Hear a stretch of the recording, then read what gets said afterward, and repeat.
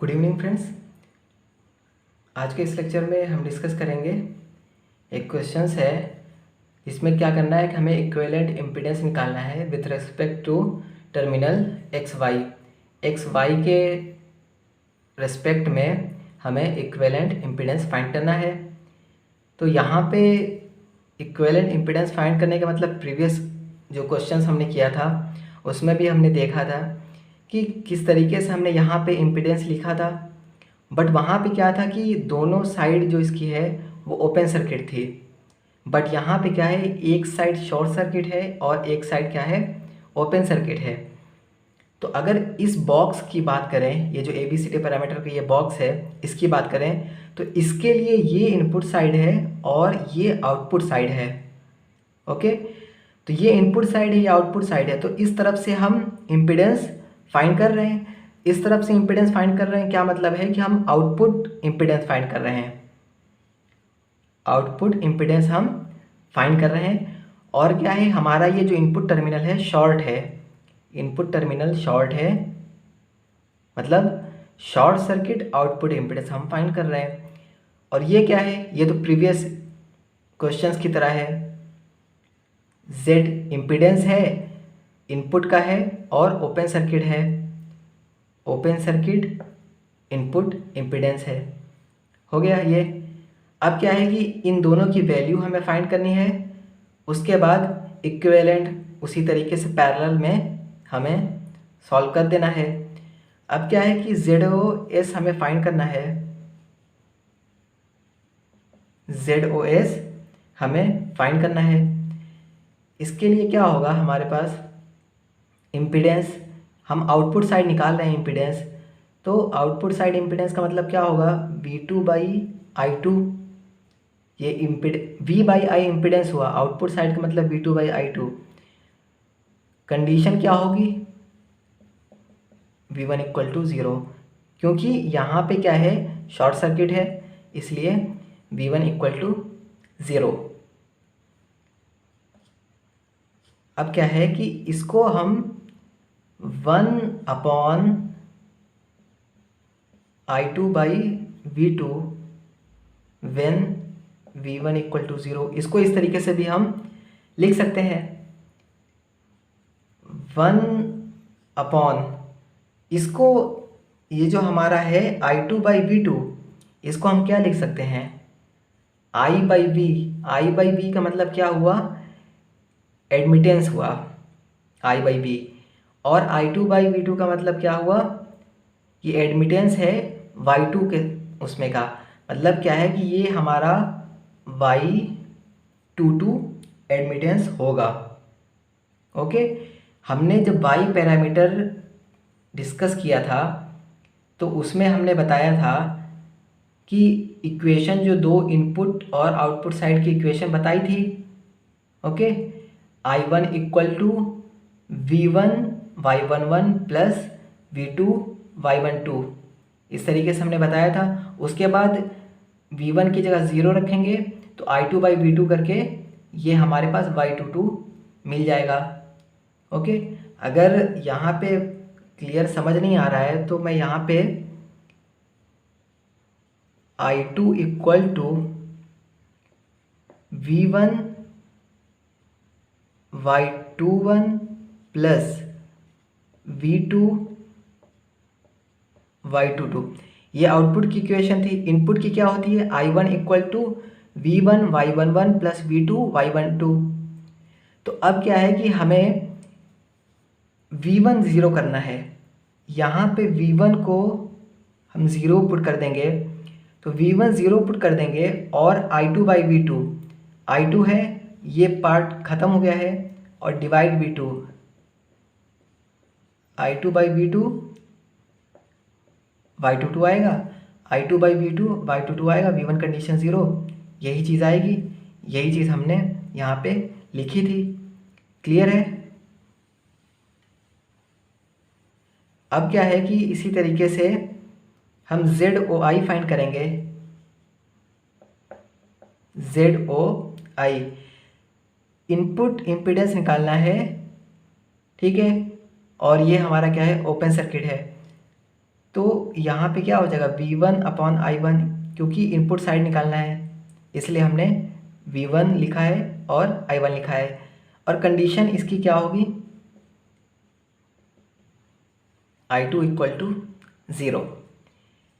Clear है इतना, क्योंकि ये टर्मिनल ओपन है।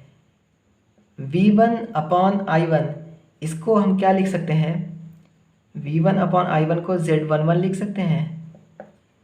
V1/I1 condition I2 = 0 Z11।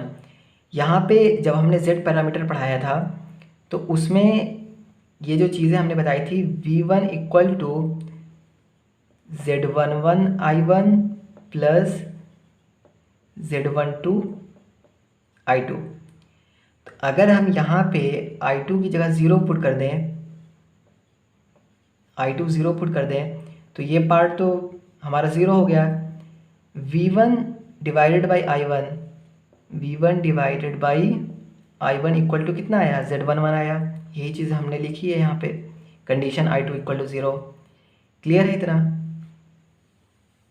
अब क्या है कि हमारे पास ये इम्पीडेंस भी मिल गया है और ये हमारे पास जो शॉर्ट सर्किट का था ये इम्पीडेंस भी हमें मिल गया है। अब क्या करेंगे, दोनों का पैरेलल निकालना है हमें। इसको यहाँ पे एक लगाएंगे, एक इम्पीडेंस लगाएंगे यहाँ पे, उसके बाद ये XY टर्मिनल है, ZOS है, ZOI। ओके, ये इनपुट साइड का ओपन सर्किट, ये आउटपुट साइड का शॉर्ट सर्किट XY। अब इस यहाँ से क्या हो जाएगा, ZXY ZOS ZOI divided by ZOS plus ZOI। अब यहाँ पे हम डायरेक्ट वैल्यू पुट कर देंगे, ZXY = ZOS कितना है, और इसको हम क्या करेंगे, एक्चुअली क्या है कि ये Y22 ये Y पैरामीटर के उसमें आया है, तो Z11 को हम इसी पैरामीटर के उसमें बना लेंगे। तो Z11 को हमने बताया था, और क्या लिख सकते हैं, Y22 divided by mod y determinant. हमने बताया था कन्वर्जन करने का तरीका, और हमने एक ब्लॉक बना के उसमें ये सारी चीज़ें वैल्यू लिख दी थी याद करने के लिए। तो ये चीज़ें हो गई। अब क्या है कि ये भी हमारा y पैरामीटर के टर्म्स में है, ये भी हमारा y पैरामीटर के टर्म्स में है। तो ZOS पहले लिखना है, उसके बाद ZOI की वैल्यू लिखनी है। ZOS लिखना है 1/Y22, ZOI कितना है, Y22/Y divided by ZOS 1/Y22 plus ZOI। ZOI क्या है, Y22 ना, Y22 डिवाइडेड बाई Y, ये हमने लिख दिया। अब इससे क्या है कि ये हमारे पास ये क्या है, कैंसिल हो जाएगा, 1/Y बचेगा, 1/, ये डिटर्मिनेंट y बचेगा, और यहाँ से y एलसीएम लेंगे डिटर्मिनेंट, तो ये आपस में कैंसिल हो जाएगा। ओके, और उसके बाद इन दोनों में ये जो एलसीएम Y22 और डिटर्मिनेंट y है, तो ये डिटर्मिनेंट y कैंसिल हो गया, Y22 ऊपर चला जाएगा, Y22 divided by determinant of y plus Y22 का स्क्वायर, क्योंकि एलसीएम हमने Y22 और डिटर्मिनेंट y लिया था, ZXY। यह हमारे पास फाइनल सॉल्यूशन आ गया है। तो इन सब चीज़ों में बस कुछ चीज़ें हैं जो ध्यान रखनी है कि हम जो इम्पीडेंस लिख रहे हैं वो किस साइड से लिख रहे हैं, और वो ओपन सर्किट के लिए लिख रहे हैं या शॉर्ट सर्किट के लिए लिख रहे हैं, वो चीज़ें। प्लस इसमें जो ख़ास तौर से ये जो 2 पोर्ट नेटवर्क है, सारा एक दूसरे से लिंक है। अब ये v2/i2 condition v1 equal to 0, अगर हमें ये चीज़ें याद नहीं रहेंगी कि जो हम z पैरामीटर की इक्वेशन लिखते हैं उसमें इसको क्या लिख सकते हैं, या पाई पैरामीटर की इक्वेशन लिखते हैं तो उसमें इसको क्या लिख सकते हैं, तो अगर वो याद नहीं है तो ये फिर सॉल्व नहीं होगा। इसीलिए क्या है कि शुरू से जितना z पैरामीटर, y पैरामीटर या hg जितना भी पढ़ाया था वो हमें याद भी रखना है। उसको याद नहीं रखना है, बस उसकी इक्वेशन याद रखनी है। इक्वेशन का क्या मतलब हुआ, अगर जैसे z पैरामीटर की बात करें तो z पैरामीटर में इस साइड में v1 v2 होता है और इस साइड में क्या होता है, फंक्शन के साथ i1 i2 होता है। बस इतना याद रखना है कि कौन सा वेरिएबल है, ये i1 i2 चेंज होगा तो उसके अकॉर्डिंग v1 v2 चेंज होगा।